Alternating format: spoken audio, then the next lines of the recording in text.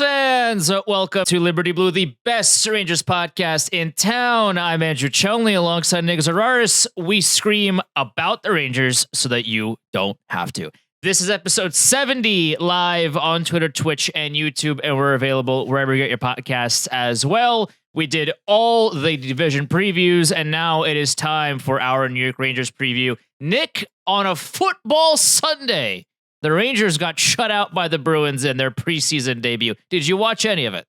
I watched the highlights this morning, so I could say I had some semblance of a clue of what happened yesterday, because the football window weren't great. There were only 3 games on at 4 o'clock, so like conceivably I could have put the Ranger game on my iPad or something while I was mostly watching Red Zone, but I can't bother when there's only 5 regulars in the lineup. That preseason game effectively doesn't matter to me because nothing is being learned.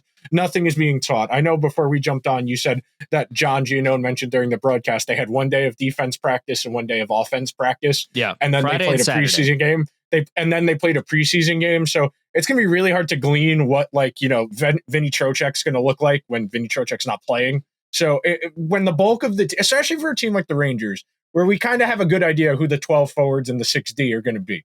There's really only 1 forward spot and 1 defenseman spot that are up for grabs in training camp right now. And we're operating under the assumption that Gustafsson is going to be the 6D and that Tyler Pitlick is going to be the 12th forward. Sure, maybe Will Cooley forces his way in, or maybe Zach Jones has a good camp and can force his way in. But for the Rangers, preseason is about not getting anyone injured, which Zibanejad practiced today, no contact, but that's something to feel decent about. Still don't exactly know what happened to him. They just said he didn't practice the other day. But I digress. The preseason is about getting the ball rolling. And for the Rangers, it's going to be very important that this goes relatively smoothly, this install period, because we were talking about this also. Typically speaking, when you bring in a new coach, it takes a while for everything to kind of sink in and for everybody to start playing well. That's not to say they won't win games early in the season, but don't be surprised if they're at 4-5-1 or 3-6-1 after 10 games, because everybody's still learning. Everybody points out that first month under Alain Vigneault before they went to the Cup final in 2013-2014, which ended in Mark Buron retiring, how badly that first month went. But now we can take a step back and look at this purely through, I don't want to say an academic lens because that's a little serious, but that's the way I kind of approach this preview, is just looking at what we know, what we can guess based on what we know and what we don't know. That's how I've approached the construction of this preview. Yeah, I was one of the few psychos that watched the full game, and Matt Robertson looked good. Like Anton Bleed, who came over from Boston, like he's a former Bruin, but like he looked pretty all right. There were some shifts that he had. It was one play where he drove to the net, and I mean Brandon Bussey was incredible.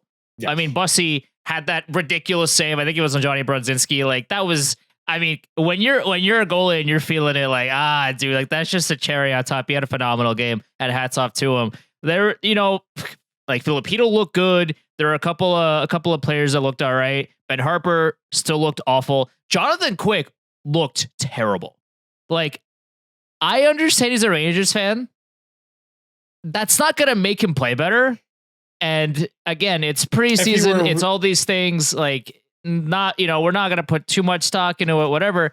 But like, he just didn't look good in the crease. He looked very like he's not a big goalie, and I know that he likes kind of looking low and all these things, but he looked tiny in that net because he looks, whenever he plays, he's like hunched to I don't want to say an unhealthy degree, but my man's is like halfway down on his knees, trying to see what the shot is. So you just shoot high and then you essentially just score on Jonathan Quick. But a lot of it, like the first goal went right through him. The third goal in a breakaway, his 5-hole was just a free marketplace for anybody that wanted to venture through. And that was an easy goal. Second goal, Ben Harper did Ben Harper things, massive giveaway in front of the net, and they scored. And that was the game. And Bussey played really well. Not putting too much stock, it's preseason. There's a few people of importance that played. Also, Quick played half the game, mercifully. Louis Domingue looked better than Jonathan Quick, which I don't really know. Like that should never happen.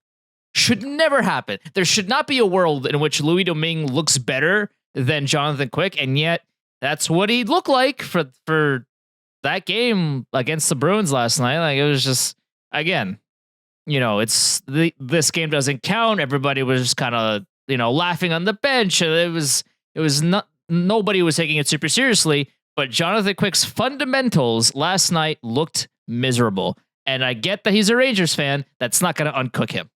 All right. So 2 things on Quick real quick before we get into the preview. Number 1, I liken this, what Quick coming out of the gate slow in preseason to like a professional wrestler who's like 47 years old. So when they wake up in the morning, everything is hurting, everything is aching. They have to go to Pilates and then go to yoga to stretch out to be able to wrestle that night.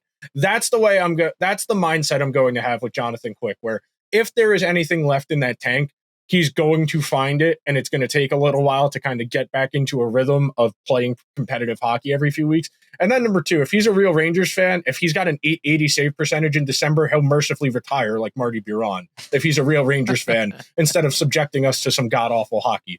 But on that, I digress. Let's get into this preview. So I'm going to pull up this is what Daily Faceoff has. Of course, this is subject to change. Laviolette has said on more than one occasion during the build-up to the season that this is going to change. This is what they have right now.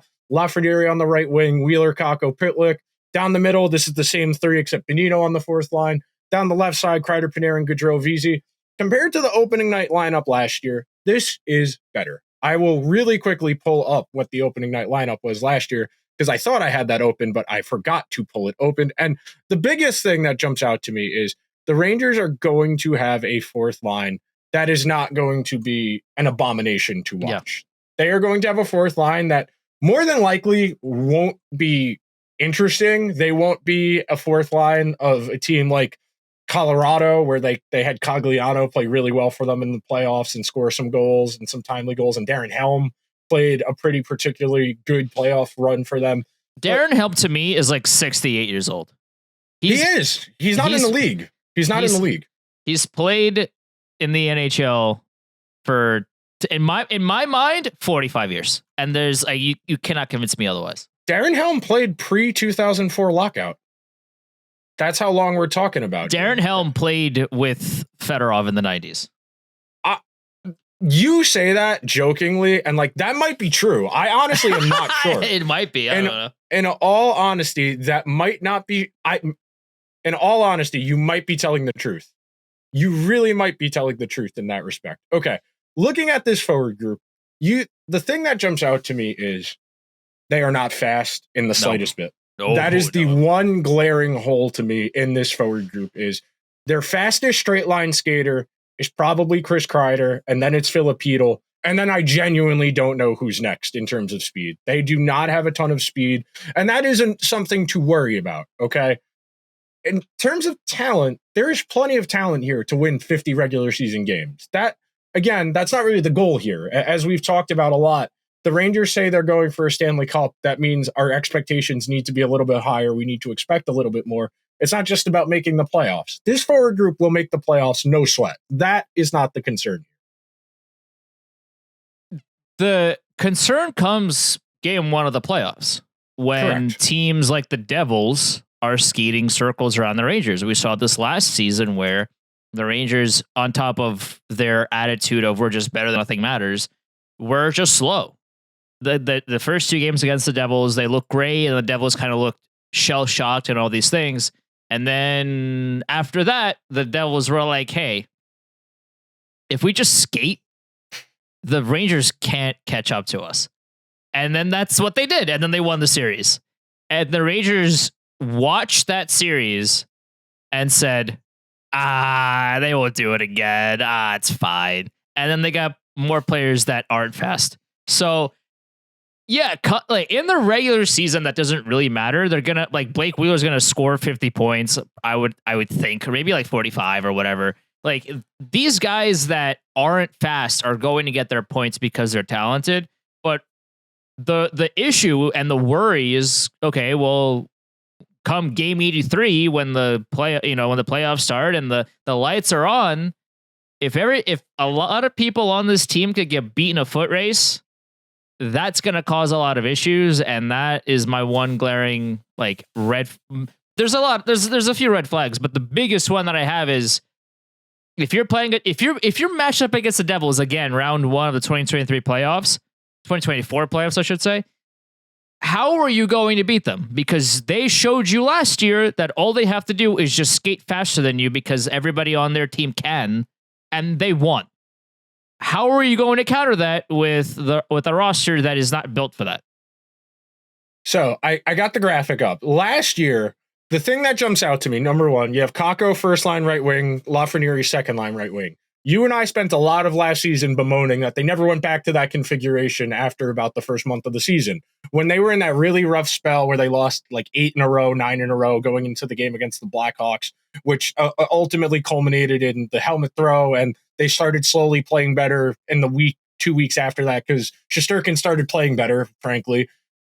Those, in theory, I like Lafreniere on the right wing with either Zibanejad or with Hedl.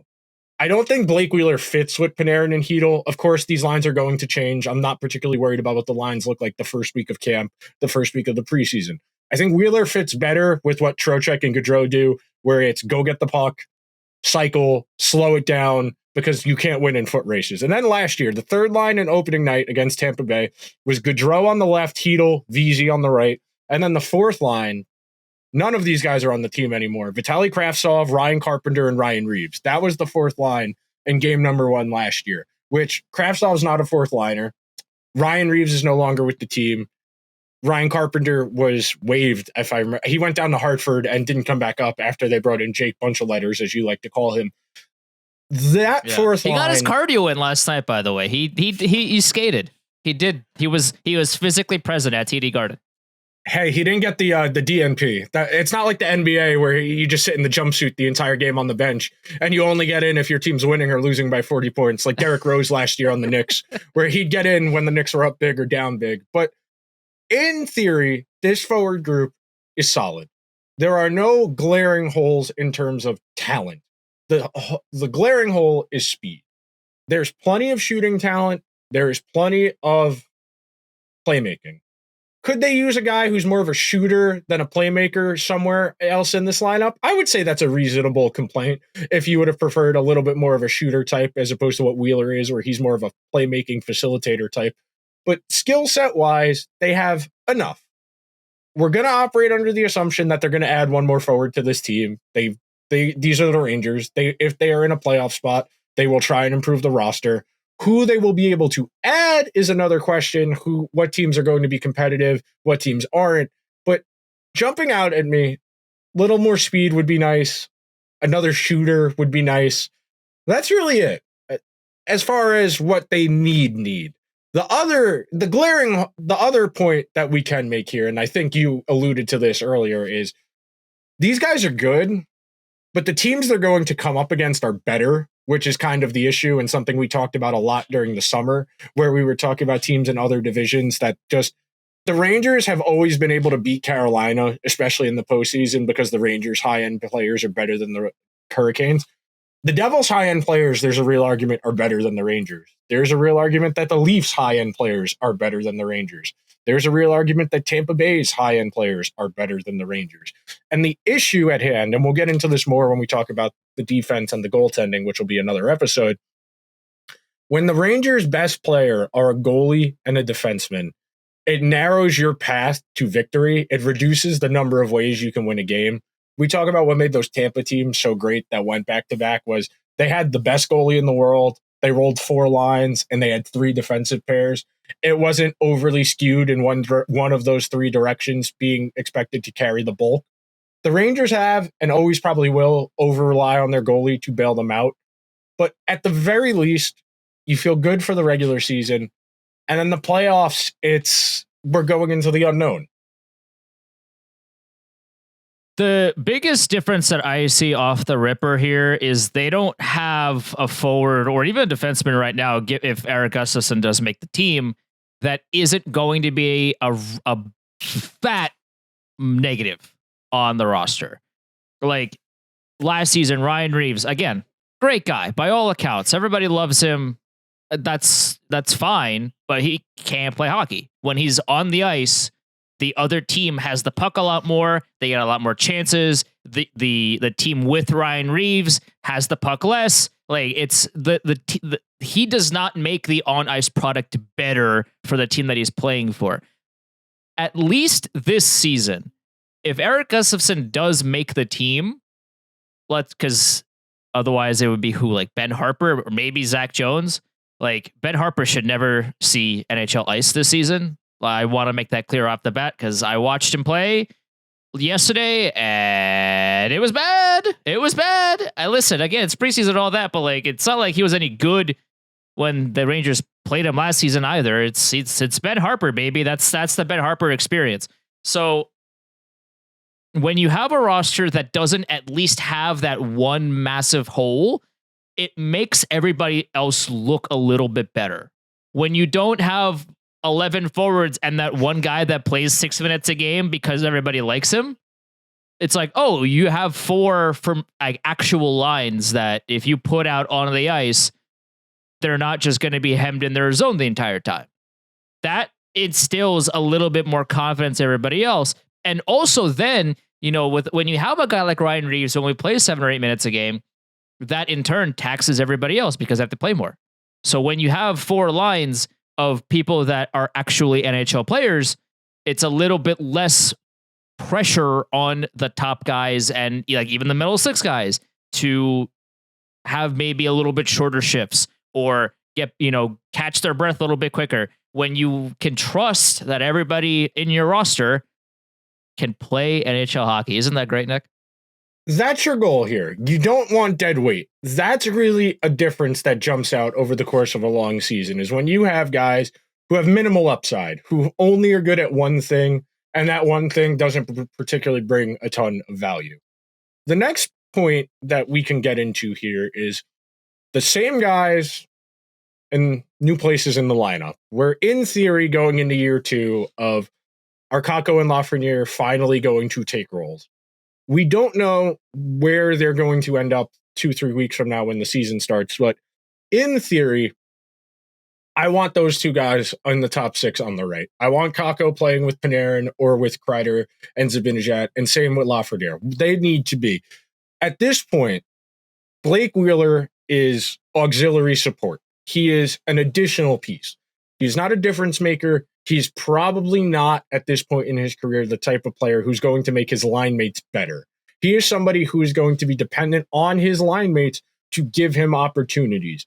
I think playing with Panarin, who we know likes to defer a lot to that opposite wing, we could name a scholarship in the honor of the right wings who he's played with, whether it's Colin Blackwell, Jimmy Vesey, Barclay Goodrow, Dryden Hunt, all of these guys. Ryan Strome got a fat contract because of Panarin. That's the center, not even the right wing. I'm talking about whoever they threw next to those guys, because they have thrown a bunch of different guys over the years opposite him, because they know whoever they throw opposite him is going to get points through osmosis. All you got to do is be out there with Panarin, and you're going to stumble your way ass backwards into 20 points. Barclay Goodrow had a career high in points last year because he got to play in the top 6 the first 4 months of the season. Then when he hit a physical wall and was like, damn, I'm tired in February, the offense entirely dried up. They played him down in the lineup. And he started to play better when he played with Tyler Mott and Jimmy Vesey for extended periods of time. The Rangers had a highly functional 4th line that was good at hemming the other team in the other zone. And in addition to that, actually taking the puck to the net, creating secondary scoring chances off of taking the puck to the net in a way that when we were talking about them against the Devils, they were the only line that was going to the net against the Devils and trying to bully their way into some offense because the other 3 lines were perfectly content with shooting from outside the circles. Now, I think what you're going to ask of Bonino and Pitlick is going to be fundamentally different than what you asked when they had Tyler Mott there, because Tyler Mott is somebody who has been a volume shooter in the NHL throughout his career, and those 2 guys at this stage in their career are more of the low event forward type, which we are going to get into in a moment in terms of what you can ask of these guys and what's a realistic expectation for Pitlick, Bonino, and Vesey or Gaudreau or whoever ends up where. But in theory, your bulk of your scoring is coming from your top 6. This 3rd line, as it's currently set up, you feel okay about. You're still waiting for that offensive explosion to come from Kakko, but in theory, you feel decent about that. You don't know what Trocheck's going to look like away from Panarin for extended periods of time and what type of player he's going to be without Panarin. But at the very least, you feel okay. Like you said, there's no dead weight. There's enough talent to have 4 lines where there's not a glaring, oh, that line's going to stink when they're out there against X, Y, and Z. On paper, this lineup is fine. There is nothing to really complain about on paper before the season starts. Yeah, on paper, it's a pretty decent roster. Like we talked about, there's no one player or one line that's like, please, just anybody else would be better. There's none of that, at least for right now, which is what we want. That's by all accounts an improvement. Simply by removing that black hole, you've made the team a lot better just because of that one change. The one question I have, and this is for Trocheck specifically, is he is a really good secondary player. Of, hey, if I have good players around me, I can make the whole line play well and we vibe. Well, if you have not Panarin, if you have Barclay Goodrow on your wing, and let's say it's Kaka, maybe it's Blake Wheeler, maybe it's somebody else, Trocheck is going to have to be the driver. He's going to have to be that guy to facilitate and be the guy that drives in the offensive zone or, creates the chance for somebody else. Can he do that? Is he somebody that the Rangers can reliably trust to do that game in and game out? Is he somebody that, he got that kind of money, so the Rangers inherently trust him to do that. But I now would like to see him succeed in that position. If Hedl is going to be the second line center, if he's going to be with Panarin, then it's up to Trocheck to now, hey, he's got that bag. And again, never faulting the player for taking the bag. Take as much money as you possibly can. You only play for a certain amount of years. Take every penny that they're giving you, right? It's not on Trocheck. It's on the Rangers for giving him that kind of contract. So now he has to play up to that contract. He has to show, hey, I'm on the third line and I'm the best player on this line. I have to show out here. Because if not, that's going to open a whole door of new issues with this team and maybe even Trocheck's future. Like, this is now up to Trocheck to show that not only is he, I don't want to say he's worth the contract, but like he has to be the best player on that line. He has to make the third line dangerous. That's his job. Can he do that? I don't know. We'll see. The one thing I will say off of that before we change subjects, I can see a world where he's more effective at that role on a third line, because that's effectively what he was doing in Carolina, was being the third line center on a good team where he went to get the puck, he would crash the net, and that was really all he had to do in Carolina. The question off of that is, are the Rangers going to play in a style where that's all he has to do? Because we all know when they were playing him with Panarin last year, he's not fast enough to keep up with Panarin. He would often crash the net half a second too late, and that pass while he was crashing the net would miss him. You saw him really kind of struggle to keep up with Kane and Panarin, especially last year. And if you can't keep up with one-hit Patrick Kane and Panarin, you're going to be the guy who wins these foot races where you have to dump and chase against bottom six forwards for extended periods of time. But that's not really the question at hand. In regards to the bottom six style of play, the question I have is, are the Rangers going to finally get one of these bottom six forwards to play up to their metrics? Because I was asking you earlier what players kind of fit that role. I texted Josh, what players would you put in that category? And we came up with six. We came up with Ryan Carpenter, Dryden Hunt, Kevin Rooney, Tyler Mott, Barclay Goodrow, and Jimmy Vesey. 6 guys, bottom 6 roles on other organizations. Ryan Carpenter floated around. He was in Calgary. He was in Chicago. He played with a few different teams before coming to the Rangers. Never an extended audition, not a ton of NHL games. Dryden Hunt, even fewer NHL games before the Rangers really started giving him run. I think that was 2 years ago now. Kevin Rooney, a Devil, was on the Rangers for 1 year under David Quinn, which is the comparison when I pulled the statistics we have, the 1 year under David Quinn versus the year under Gerard Gallant. Tyler Mott, was in Vancouver and then Ottawa before coming to the Rangers, each different time. Barclay Goodrow was on the third line of a team that won 2 Stanley Cups in a row. And then Jimmy Vesey was on the Devils' second and third line the year before he came to the Rangers. So I'm going to pull up this bar graph, which is these are the guys the year before they came to the Rangers. So you'll notice really quickly, chances for, chances against, almost all of these guys are going to concede more chances against than they generate.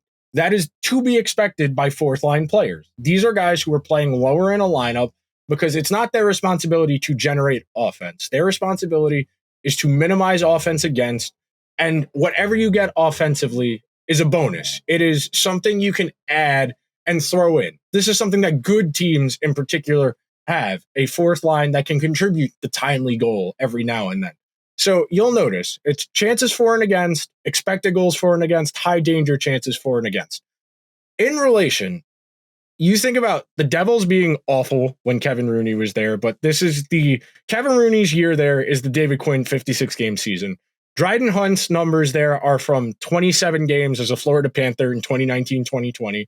Not a huge sample. That's an issue we talked about in regards to putting this study together is a lot of these guys just don't have big sample size. The biggest sample size we have out of all of these guys are Gaudreau and Vesey because they've been in the NHL significantly longer than these other guys, and they've had real opportunity. So I'm going to toggle over to what they were the first year after they came to New York, if it'll buffer. And you'll notice very quickly, all of them went down a decent amount. And this doesn't do it justice, but significantly fewer chances for and more chances against. There are exceptions. Jimmy Vesey is the one outlier exception to this entire rule. He's the only one who has better numbers versus the year before he came to New York. Playing a lot of minutes, frankly. Jimmy Vesey played a lot of top 6 minutes in the first half of last season. Didn't stick out other than the fact he didn't have the hands. Other than that, Jimmy Vesey, if he had better hands, he would be a top 6 forward in the NHL. If Jimmy Vesey could score 20 goals consistently, he'd be a top 6 player for sure because every other part of his game is solid. Barclay Goodrow had really, really good metrics in Tampa, came to New York, lower. Kevin Rooney, egregious. Kevin Rooney is the biggest gap between the two, and that's what I find most interesting because he had decent numbers as a Devil on a bad Devils team. He had decent numbers on that Rangers team that lost all those overtime games with David Quinn. And then the Rangers make him play with Ryan Reeves, and he goes from being okay to being one of the worst fourth line players in the entire league. Now, there are exceptions to all of these. And the reason I bring this up, and the reason I think this is worth discussing, and I'm going to close this for now, is that the Rangers brought in Tyler Pitlick and Nick Bonino under this same premise. That on other teams, Nick Bonino on a god-awful Sharks team. The Sharks are one of the worst teams in the entire league, if not the worst team. He had okay shot metrics. He didn't concede a ton of chances against, not dangerous chances against. And Tyler Pitlick on a throwaway St. Louis Blues team that waved the white flag at the deadline. Again, decent underlying metrics, didn't get caved in. The Rangers have tried this with a bunch of different guys, and the results haven't been there. Your hope now is that this was Gerard Gallant's lack of structure and systems and not some fundamental issue with how the forwards like to play. Because there's a real world where that is the issue here, that it's playing with the other forwards on the team on the fourth line and the way the defensemen have been coached to play in New York for the last couple of years. If it's a matter of just needing better players, the better players are here now. Like we said, these guys are better talent-wise than Ryan Carpenter, Vitaly Kravtsov, Ryan Reeves for the fourth line. There's a world, though, where, again, this doesn't work because the way the Rangers are set up to play is not conducive to low-event hockey. I am interested to see what and how Laviolette approached his bottom 6 in years past, whether it be in the 19 different teams that he coached but prior to the Rangers. Because not only are the bottom 6 for the Rangers better now, there's no black hole that other fourth liners have to play with in order to make up for the fact that they're a black hole. Like, I guess Pitlick is the worst player on the team right now. And if you're listening and not watching, I put air quotes around the word worst because, like, by all accounts, he's fine. He's not a terrible player. He's not a bad player. So, like, if Tyler Pitlick is the worst player on your team, that's pretty good.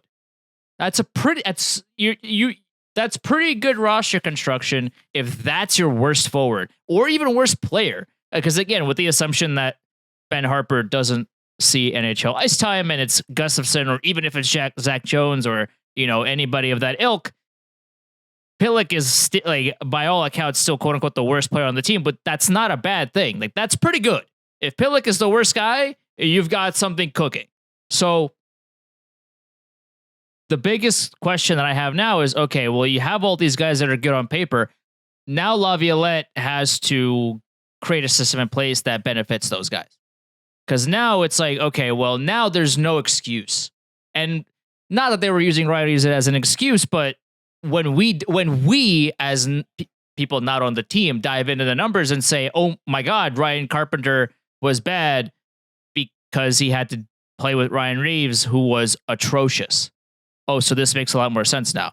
Now, by all accounts, the Rangers don't have that player we can point to of like, oh, yeah, this guy was bad, but it's only because of this other guy that was there. They don't have that here.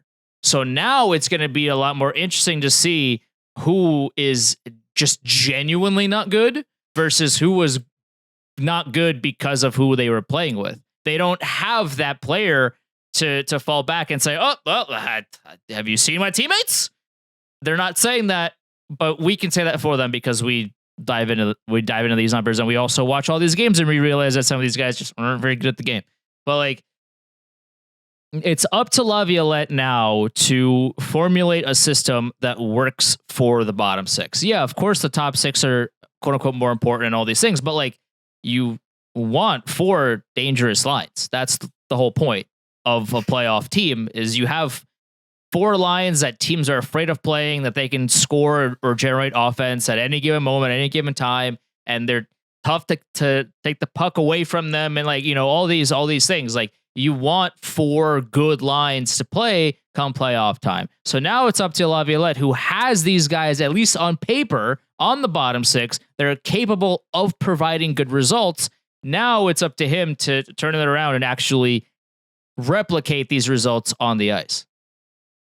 I was very interested when I saw that headline that Russian Machine Never Breaks published over the weekend about Kuznetsov complaining about the fact that he felt Laviolette didn't put anybody in a position to succeed, that he was pretty rugged and you're going to play the way I want you to play. And that might sound off-putting to some people, but after the last 2 years where there was no structure whatsoever and it was do whatever you want, guys, I'm just here to make sure everybody gets on and off the bus, that doesn't sound like the worst thing in the world, that these guys are going to be forced to be a little more structured and not the defensemen aren't going to play the puck like a hand grenade. They're going to be encouraged to skate the puck out of danger and pass the puck out of danger as opposed to just clear it off the glass and live for another 30 seconds. That's been the biggest underlying issue in the last 2 years of Rangers hockey and why the underlying numbers are so bad. We know that Mika Zibanejad and Artemi Panarin and Chris Kreider and Capo Caco and Alexei Lafreniere and Philippe, we know the bulk of this team are talented hockey players. But the underlying numbers to support that, for most of those guys' time here, have not supported that. They have been consistently out chance. They have consistently been out expected goals, out high danger chance, and they've made up the difference on the power play. Because the style they played was to operate off the counterattack, absorb pressure from the other team, and then as soon as you got possession of the puck, forward spring the zone, puck goes out fast, and you try and create an odd man rush and look for that cross-seam pass. Now, you hope that with a little more structure, you have the puck a little bit more, which means you're going to defend a little bit less, which means by just simple math, you won't have to defend as many chances because you're going to be on offense. That's a good starting point for getting into the green on these shot metrics. And that's not to say you can't win with bad shot metrics. The Capitals won a Stanley Cup with under 50% in most of the major statistics. It's just more difficult. It's not that you can't win that way. It's that it's more challenging to win that way. And it's why it's a pretty good barometer of success in the NHL. That for the most part, the top 16 teams in expected goals, it's usually only 1 or 2 teams in that top 16 that don't make the playoffs. That's a pretty strong correlation when 14 out of 16 are in the postseason. And the last topic I have here is about Flat Circle, the joke from, why can't I think of that show? I'm such a bad producer right now. Why can't I think of True Detective? Okay, I was gonna give you a second. But like, by the way, when Colin Stevenson put out those videos of practice and like the guys are doing suicides, and he's like, yeah, by the way, there's still an hour left to practice. I'm like, we have arrived. We have practice, and people are doing things at practice, and it's not 20 minutes long, and they're actually skating and doing things. Oh my god! Like, you would think that the bar would be higher than that, but the bar was below the floor. It was so heavy, it was breaking the floor with Galat. Like, that's how little practice was like of importance. Nobody cared, and you could see it in games. The Rangers were out of sorts. They didn't really know what like, they didn't. The left hand didn't know what the right hand was doing at the time. It was very kind of discombobulated. The Rangers kind of went based on vibes for a lot of those games. Like, it was very strange the way they played. And now you bring in a coach, and speaking of what Kuznetsov was talking about, like, oh my God, a guy with a plan who wants to practice. Oh my, like, again, we're in the National Hockey League. You would think that the bar would be just a little bit higher than that. And yet here we are with the New York Rangers. It's not like, again, you would think all 32 teams in this league would have this. Forgot how many teams there were for a second. You would think that all 32 teams would have the bar higher than that, and yet, like, what are the original six who have $7 quadrillion in the bank that to spend has the bar literally below the floor? So thank you, Peter Laviolette, for at least raising that slightly. That's great. It's a good sign. That's it's something that I like to see, and hopefully it continues on throughout the season. That cliche, that cliche, every single annoying, obnoxious coach everybody had in middle school who said you play how you practice. The Rangers were the embodiment of that last year. Yeah. They didn't practice particularly hard, and veteran team, they know how to get ready for games. They don't need a ton of work. We watched the games. They needed the work. They needed the work. Oh, and you mentioned that they got by on vibes, and then it's not a surprise they added Patrick Kane to a team that was winning only on vibes, and then very rapidly the team stopped winning. That's what I'll say in that respect about the importance of vibes on winning. Yeah. And it's time a flat circle. There's a monologue in True Detective where McConaughey's fully lost his mind. He's sitting at a table. His hair is down past his shoulders, tied up into a ponytail. He looks disheveled. His bags under his eyes are worse than mine. And he's talking about how everything is meaningless. Time is a flat circle. And we come back to where we were 10 minutes after free agency was opened and the Rangers had signed Blake Wheeler, which is the Rangers have good players. Other teams have better players.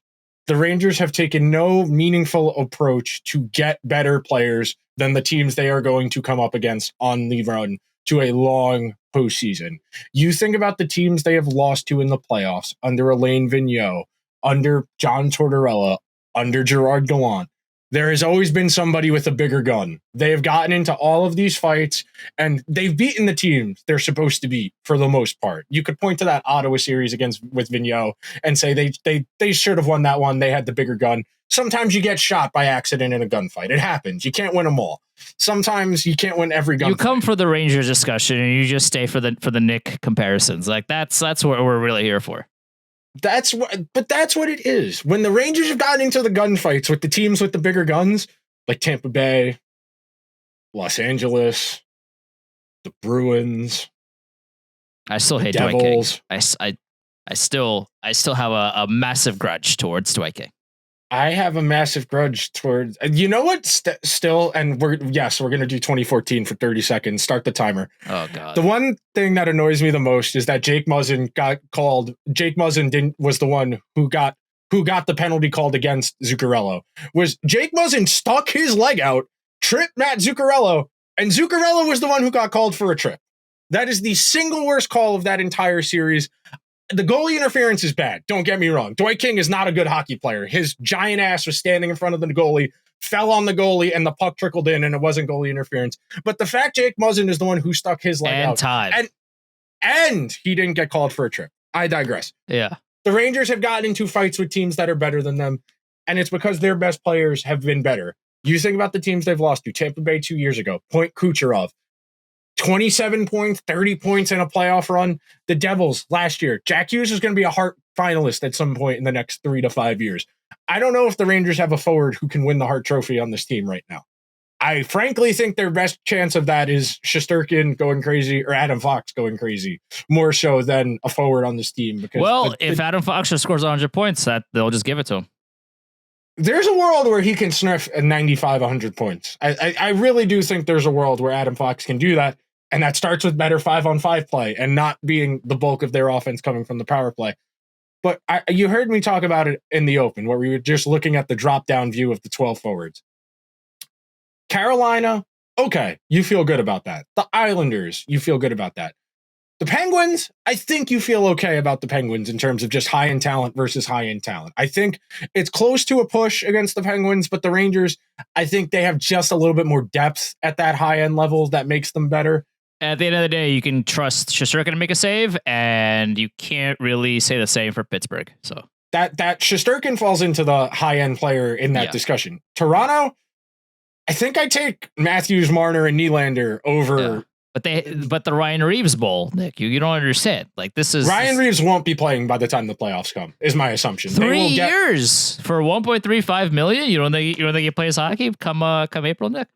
I think Ryan Reeves, you can set the number at 45. I think he plays under 45 games this year. I don't think he will be an everyday player for them. The Leafs have done this for a while with that 12th or 13th forward spot, where they'll have guys who just play 20 games, and they're only games where they need the vibes. Like, the Leafs at least understand that these token players who aren't particularly talented, but some games you need that little juice, they understand that. The Rangers were like, oh, he's great for the vibes? We don't need him to do anything other than that. And dress the guy 75, 80 games when all he does is yell. The Leafs at least have done that, whether it be with Wayne Simmons or other types in that role where all they do is dress for certain games. Just make him an assistant coach, man. You don't even need to do that. Just put him behind the bench. Make him the ambassador of vibes. There's no rule of how many people you can have on your staff. If you make him an assistant coach, then he's in the locker room. Then he's behind the bench yelling the exact same things that he would if he was a player. So just put him behind the bench. Give him a suit. Brian Reeves in a suit is hilarious, and he also looks great. Put him behind the bench with a suit and tie and have him yell. Like, that's... He'd be a net positive that way. The vibes would be at an all-time high, and you'd have players on the ice like, I just play hockey. Like, it's great. Win-win. Don't give him a 3-year contract, dude. I don't know. Brad Trey Living. That's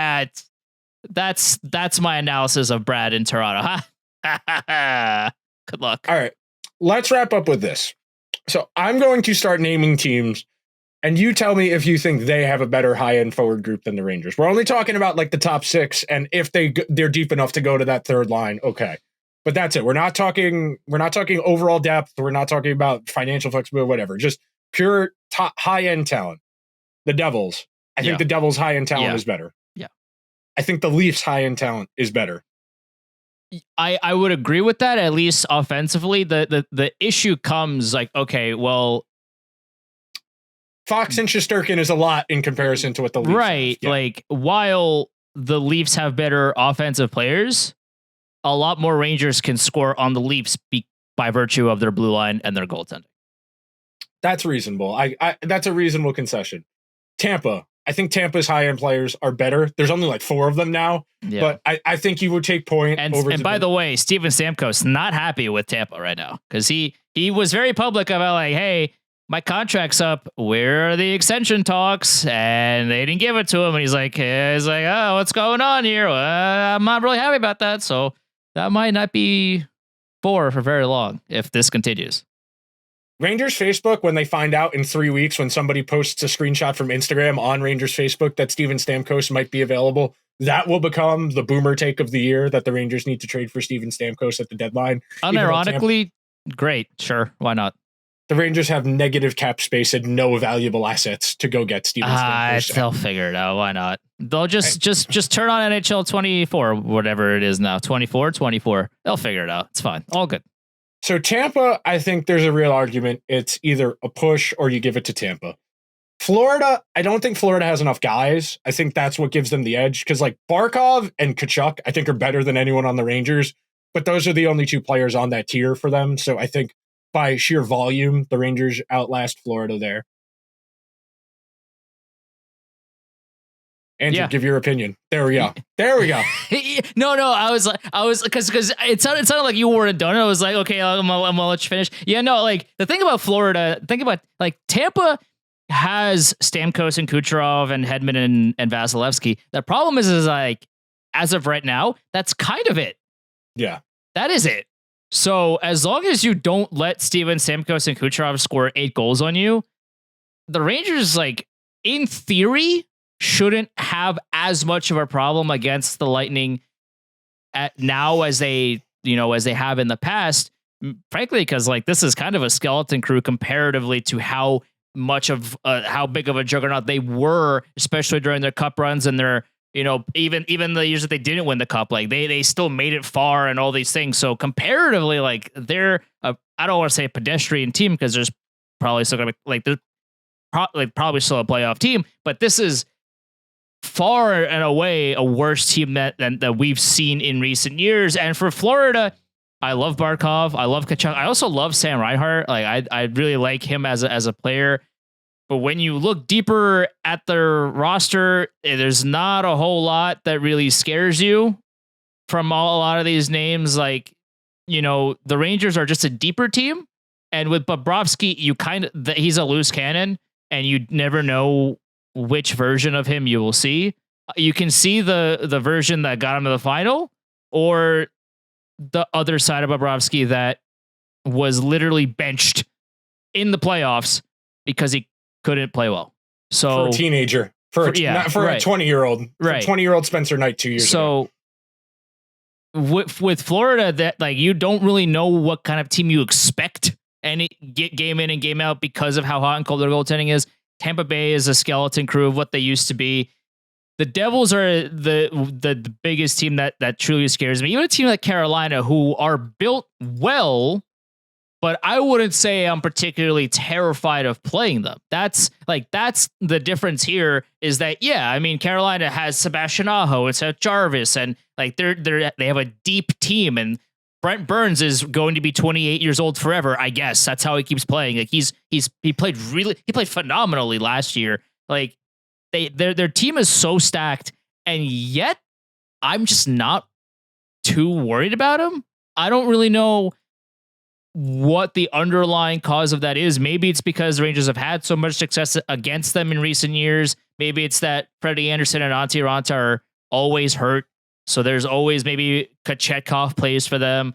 And like maybe there's some other issues with that team. But there's I'm scared of Sebastian Aho always. And Svechnikov, who is out for the playoffs, like he's gonna come back at some point. He's gonna play really well. But overall, I'm terrified of the Devils. And I feel like any other team in the East, the Rangers can at least be close to because of some other issues on that team. Like the Leafs, again, better forwards, sure. But then you get to their goaltending and you get to like some of the other names on this team and you're like, the Rangers kind of catch up in those other regards. So it's close. I completely agreed with you on all those teams in the East. I don't think the Sabres are there yet. They're getting there. Yeah. They only have 2 really good forwards. I think 2 years from now, that's a real conversation. Those high-end guys. And then real quick, we'll rattle off the teams in the West for the purposes of conversation. Colorado, forward-wise, I think you have to say McKinnon, Rantanen better than anyone on the Rangers. Yeah. Then after that is where it starts to become, well, Fox, Makar cancel each other out. And then how do you feel about Nichushkin versus like Chris Kreider? Is Nichushkin even going to, first of all, is he going to play? He's going to play. Where is he? Said he's on the team. He's in training camp. In training camp. I think the Colorado comparison is kind of similar to Florida's in the respect that their 2 best players are definitely better than anyone on the Rangers. But after that, they don't really have somebody of Chris. They look a lot like Tampa. Yeah. In regards to like, first of all, they're not nearly as good as they were when they won the cup. A lot of some of their big names are still there, but you take a look a little bit deeper in their roster and you go like, this is the team. This is it. Yeah, I agree with you in that respect. Dallas, I think, is a fun conversation because Robertson is better than any forward on the Rangers. I think you would probably take Zibanejad and Panarin before you would take Rupe Hintz, but I think you would take Rupe Hintz fourth out of everybody on the forward groups of these two teams. And then do you want Pavelski or Kreider? Because I could see an argument for either of those guys in that next spot. I think these two are pretty close to a dead push when it comes to the forwards as for high-end talent. I'm really afraid of Dallas. I think they're one of, if not the deepest team in the NHL right now. I think especially at forward. Especially at forward, yeah. I think I would probably, if Joe Pavelski plays the exact same way that he did last season, I would take Pavelski over Kreider. And that's not, like, the thing about Kreider is that he has so many, and we talked about this before, how Kreider has so much talent that he doesn't use a lot. He has the speed. He has the shot. He has, like, he's a big guy. We all saw the video of him jumping out of the pool, right? Like he's such a big guy. He's massive and he's got all these skills. He doesn't use them sometimes. He uses them occasionally, and then you watch him do it so effortlessly, and you're like, why doesn't he just do this every game? And he doesn't. Like, Joe Pavelski does it every night. If Kreider used all of his talents that he has more consistently, I think I would take Kreider. But because Joe Pavelski uses everything at his dispense every night, right now I would take Pavelski only because of that. But I mean, if Kreider scores 50 again, then it doesn't matter. As far as high-end talent, yeah, I think there's a real argument. It's a dead even.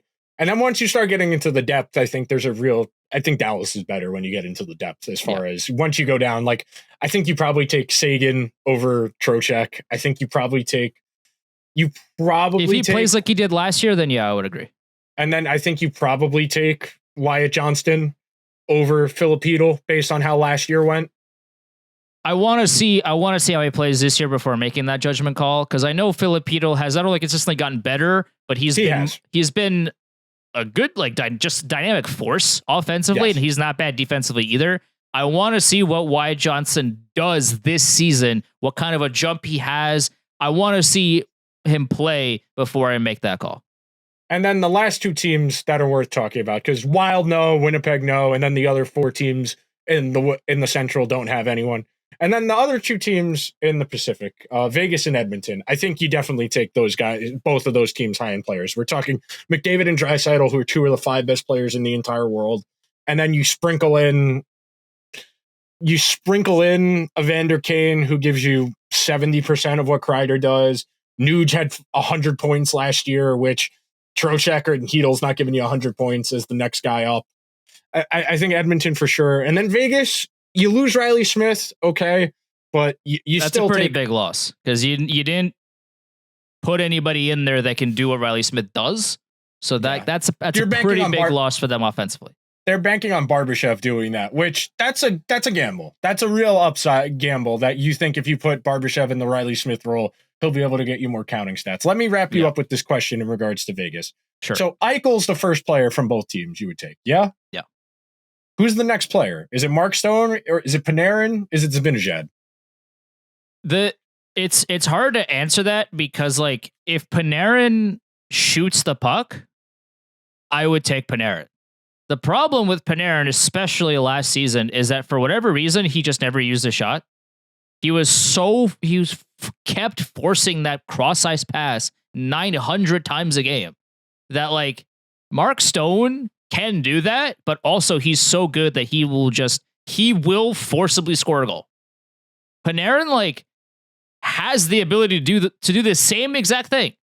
And yet, for some reason, last season, he, like, never did that, or very rarely did that, which doesn't make any sense to me. Maybe under a new head coach that changes, and he actually remembers, hey, I'm Panarin, I can shoot the puck really well, and I can score whenever I want to.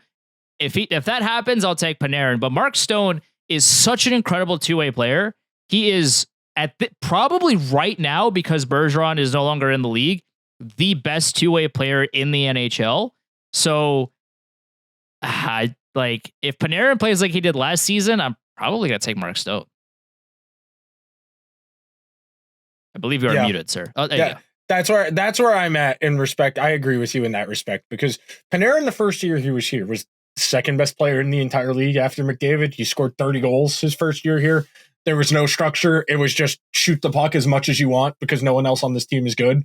And he did a lot of goal scoring that first year. And since then, he just hasn't shot as much. I think the Rangers are an upper echelon forward.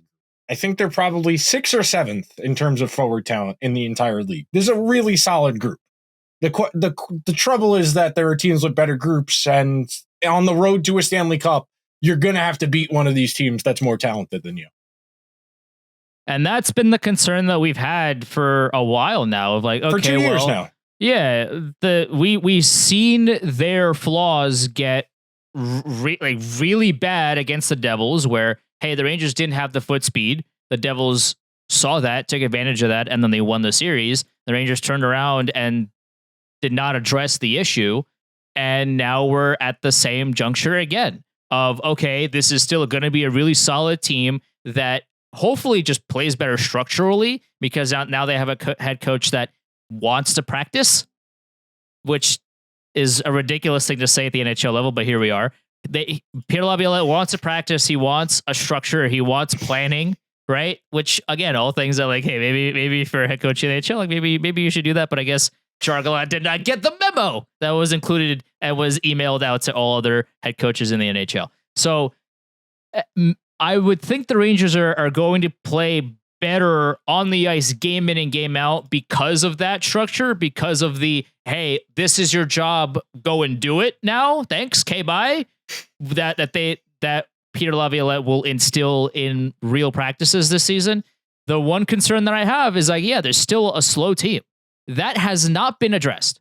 They were slow against the Devils. They were slow all of last season. They got ahead and they won a lot of games because they're so talented, but they are not a fast team, and the Devils are. And not only are the Devils a fast team, they're really talented and also got a lot better this offseason. So, okay, well, if you could have beat the Devils last season and the Devils turned around and have a year of playoff experience under their belt and have also gotten better, how do you beat them now? Because you're still not fast enough. If anything, you're now slower. Okay. Now what? Like that is my biggest question for this team is, yeah, you're going to make the playoffs, but if you play the Devils again, how are you going to not have a repeat of what happened last year? It's going to have to be better structure, which will come from more practice. Shout out Allen Iverson. That'll do it for this week's episode of the Liberty Blue podcast. We'll be back next week. We'll talk goalies and defense and probably a little bit more just general big picture stuff, because now that we actually have hockey to talk about, we can actually start making determinations of what is actually worth talking about.